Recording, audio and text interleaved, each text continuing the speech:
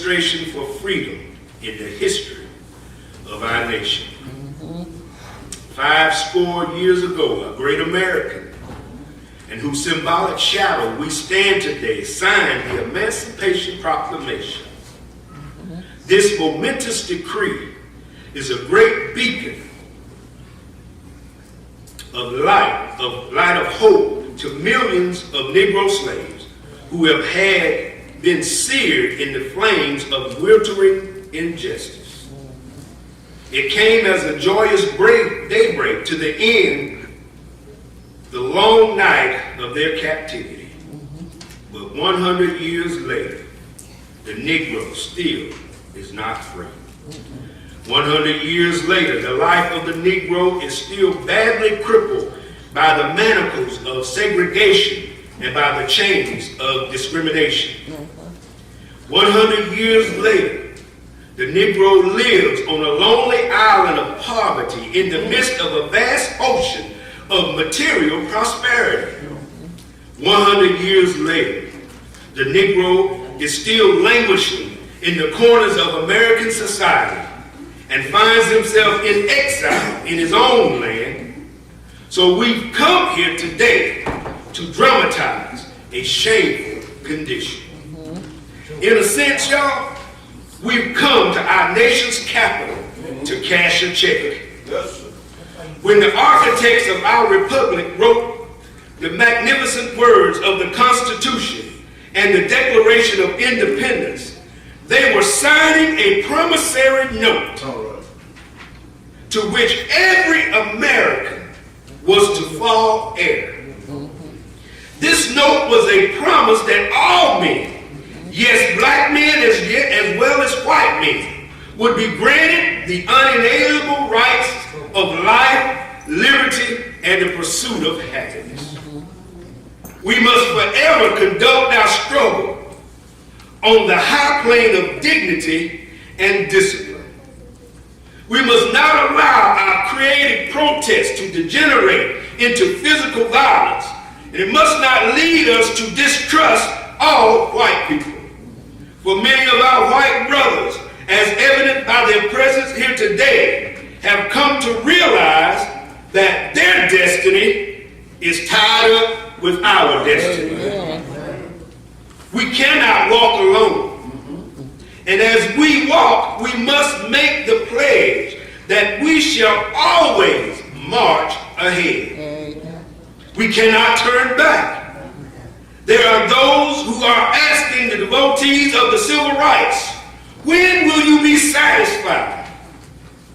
We can never, I repeat, we can never be satisfied as long as the Negro is the victim of the unspeakable horrors of police brutality.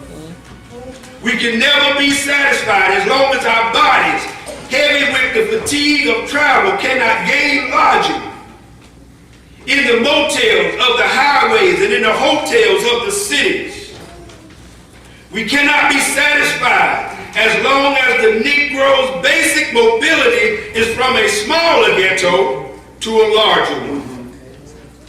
We can never be satisfied as long as our children are stripped of their adulthood and robbed of their dignity by signs stating for whites only.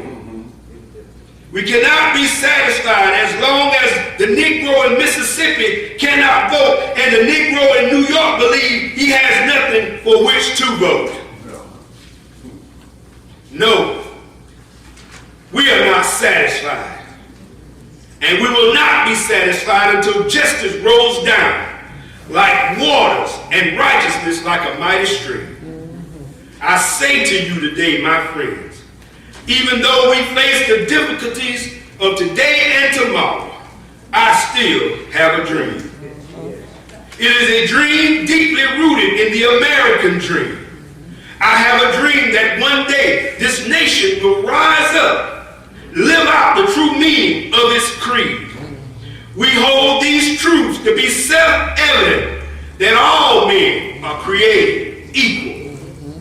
I have a dream that one day on the red hills of Georgia, sons of former slaves and sons of former slave owners will be able to sit down at the table of brotherhood.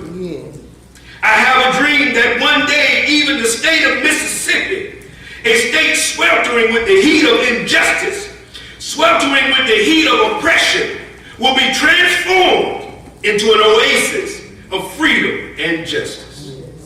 I have a dream that my 4 little children will one day live in a nation where they will not be judged by the color of their skin, but by the content of their character. I have a dream. I have a dream that one day in Alabama, with this vicious, racist, with this governor having his lips dripping with the words of interposition and nullification, one day right there in Alabama, little black boys and little black girls will be able to join hands with little white boys and little white girls as sisters and brothers. I have a dream. This will be the day when all of God's children will be able to sing with new meaning, my country, 'tis of thee. Sweet land of liberty, of thee I sing. Land where my fathers died, land of the pilgrim's pride. From every mountainside, let freedom ring. And if America is to be a great nation again, this must come true.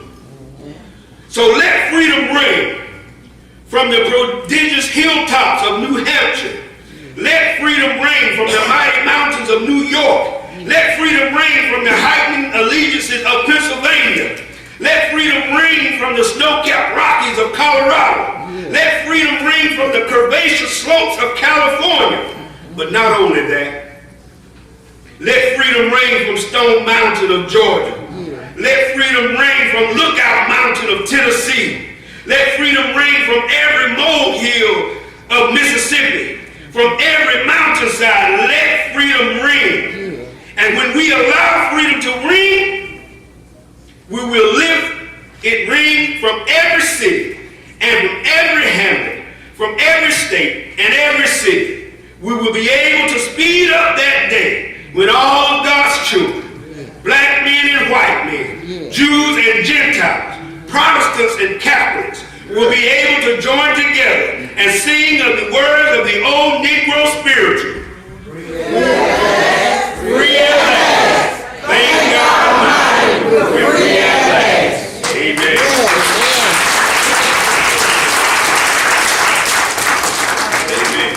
Amen. Hallelujah. Amen. Riveting words. Amen. Riveting words. Amen. All right.